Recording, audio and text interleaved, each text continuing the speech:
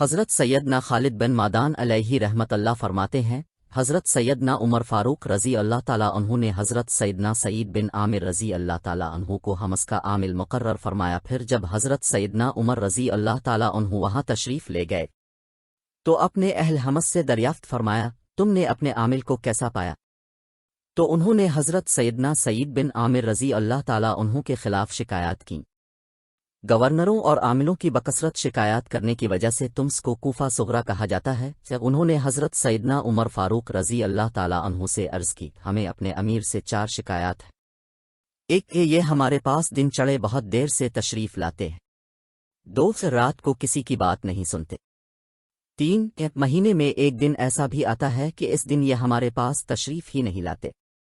4 کبھی کبھی ان پر بہت زیادہ رنج و غم کی کیفیت طاری ہو جاتی ہے اور یہ بے ہوش ہو جاتے ہیں۔ حضرت سیدنا عمر فاروق رضی اللہ تعالیٰ عنہ نے حضرت سیدنا سعید بن عامر رضی اللہ تعالیٰ عنہ کو بلایا اور تمام لوگوں کو جمع کیا، پھر دعا فرمائی کہ میرے پروردگار، آج اس معاملے میں میرے فیصلے کو کمزور نہ کرنا، یعنی مجھ صحیح فیصلہ کرنے کی توفیق عطا فرما۔ پھر لوگوں کی طرف متوجہ ہوئے اور ارشاد فرمایا، تمہیں ان کے بارے میں کیا شکایات ہے؟ لوگوں نے عرض کی، یہ ہمارے پاس دن چڑھے بہت دیر سے تشریف لاتے ہیں۔ حضرت سیدنا سعید رضی اللہ تعالیٰ عنہ نے جب یہ شکایت سنی تو ارشاد فرمایا، مجھے یہ بتاتے ہوئے شرم آتی ہے کہ میں کیوں دیر سے آتا ہوں۔ خدا عز و جل کی قسم، میرے پاس کوئی خادم نہیں، میں خود آٹا پیستا ہوں، پھر اسے گوندھ کر روٹی پکاتا ہوں، اس کے بعد وضو کر کے ان کے پاس آ جاتا ہوں۔ میرے دیر سے آنے کی یہی وجہ ہے۔ حضرت سیدنا عمر فاروق رضی اللہ تعالیٰ عنہ نے لوگوں سے پوچھا، اور کیا شکایت ہے؟ کہنے لگے کہ رات کو ہمارے مسائل نہیں سنتے۔ حضرت سیدنا عمر رضی اللہ تعالیٰ عنہ نے پوچھا، اے سعید، تمہارے پاس اس شکایت کا کیا جواب ہے؟ انہوں نے کہا، میں نے دن مخلوق کے لیے خاص کر رکھا ہے اور رات کو اپنے رب کی عبادت میں مصروف ہوتا ہوں۔ پھر انہوں نے تیسری شکایت کرتے ہوئے کہا، ہر مہینے ایک دن ایسا بھی ہوتا ہے کہ یہ ہمارے پاس تشریف ہی نہیں لاتے۔ حضرت سیدنا عمر رضی اللہ تعالیٰ عنہ نے فرمایا، اے سعید رضی اللہ تعالیٰ عنہ، تم کیا کہتے ہو؟ عرض کی، اے حضور، میرے پاس کوئی خادم نہیں، مہینے میں ایک مرتبہ میں اپنے کپڑے دھوتا ہوں، میرے پاس کوئی دوسرا لباس نہیں ہوتا جسے پہن کر ان کے پاس آؤں، پھر جب وہ کپڑے سوکھ جاتے ہیں تو انہیں پہن کر ان کے پاس آ جاتا ہوں۔ چوتھی شکایت کرتے ہوئے وہ لوگ کہنے لگے، انہیں کبھی کبھی شدید دورہ پڑتا ہے اور یہ بے ہوش ہو جاتے ہیں۔ حضرت سیدنا عمر رضی اللہ تعالیٰ عنہ نے فرمایا، اے سعید رضی اللہ تعالیٰ عنہ، اس شکایت کا جواب دو۔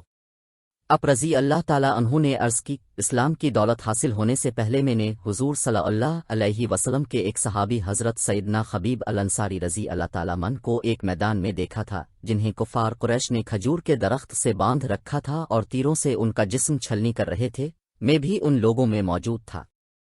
پھر قریش ان سے پوچھنے لگے، کیا تو اس بات کو پسند کرتا ہے کہ تیری جگہ محمد صلی اللہ علیہ وسلم کو یہ سزا دی جائے؟ ان صحابی رسول صلی اللہ علیہ وسلم نے ارشاد فرمایا، خدا کی قسم، میں تو اس بات کو بھی پسند نہیں کرتا کہ میں گھر میں اپنے اہل خانہ کے ساتھ رہوں اور میرے آقا صلی اللہ علیہ وسلم کوئی کانٹا بھی چبھے، میرے آقا صلی اللہ تعالی علیہ وسلم پر میری ہزاروں جانیں قربان۔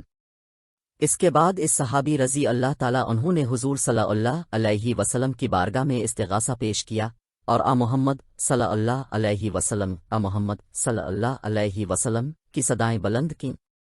افسوس، وہاں ہوتے ہوئے بھی میں ان کی کچھ مدد نہ کر سکا، کیونکہ اب اس وقت مسلمان نہ تھے، شاید میرا یہ گناہ کبھی بھی معاف نہ کیا جائے۔